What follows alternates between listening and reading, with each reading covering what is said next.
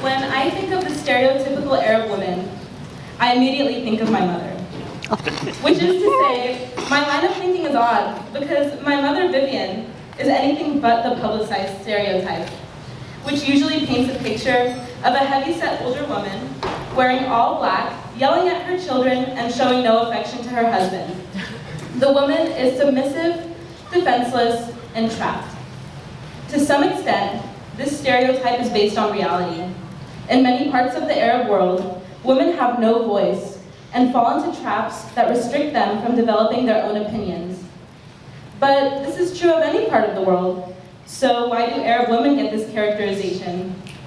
Is it because of the large Muslim population in the Middle East and the somehow proliferated view that all Muslims hate women? Well, you don't have to be Muslim to hate women. Those people exist everywhere. So I don't know why this stereotype persists. Unfortunately, however, many people from a minority population believe the stereotypes they are told about their group and embody them, especially when they're young. And I won't lie, I was subject to that. I mean, what was I to think? As a young girl, lodged between American and Lebanese titles, not knowing what it meant to be both, I believed what people told me about the stereotypical submissive Arab woman. And I did think that about my mom.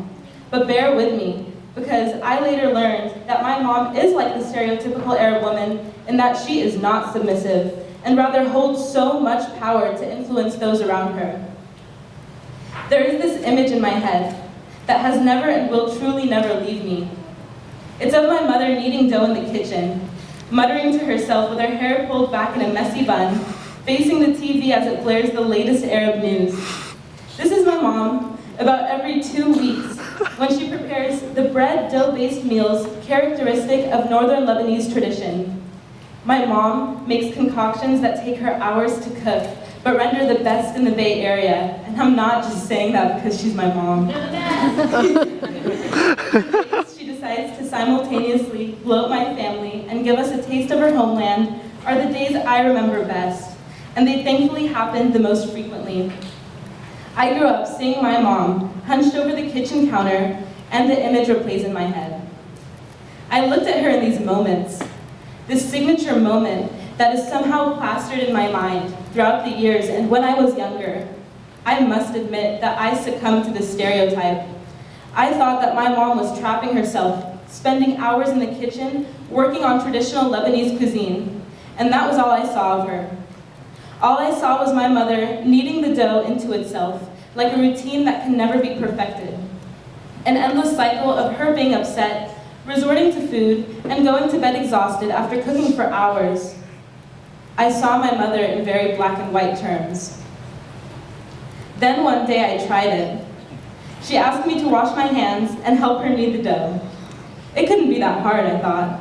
But as I started, trying to imitate her technique, I realized how much I underestimated her. She laughed as she saw that I was getting nowhere with the dough. My mom pushed me aside, and for the first time, I really saw my mother. She kneaded the dough to perfection. She had so much strength in her swift movements, and when she was done, the dough, soon to be bread, was fluffy and full, and the cheese, spinach, and thyme we smeared on them baked in the oven, and soon transformed the room into a masterpiece. It smelled amazing, tasted better, and I have no idea how I ever thought my mom's talent could mean her downfall. That moment made me realize my mom was never trapped in the way I first saw her kneading the dough. She has strength in everything she does. Her mood can set the tone of the whole house, for better or worse. My mom has the most influence when it comes to decisions in the family. It is she who has the most influence, making us the strong family we are today. She can flash me a look on her face that runs shivers down my spine when I've done something wrong. She pines over my siblings for hours, and I know it's because she does so much for them. My mom comes home from working with preschoolers for hours, only to worry about all of us at home. She's working nonstop. My mother does cook for hours in the kitchen, yes, but she knows the power of her craft. I've seen her bring together the most unlikely of guests, simply by inviting them over for a meal. She stays level-headed among her friends, not making rash decisions all the time because she respects them so much. She does not think I should be in an arranged marriage, nor does she think I should stay at home and cook and clean all the time. She wants me to pass on the traditions I've learned, but recognizes the opportunities I've been blessed with that she never had and wants me to pursue them. In many ways, my mother defies the stereotype of the Arab woman and truly does not care what anybody thinks about that. And while she does fulfill some of them, I don't mind that most of these stereotypes involve her tasty food.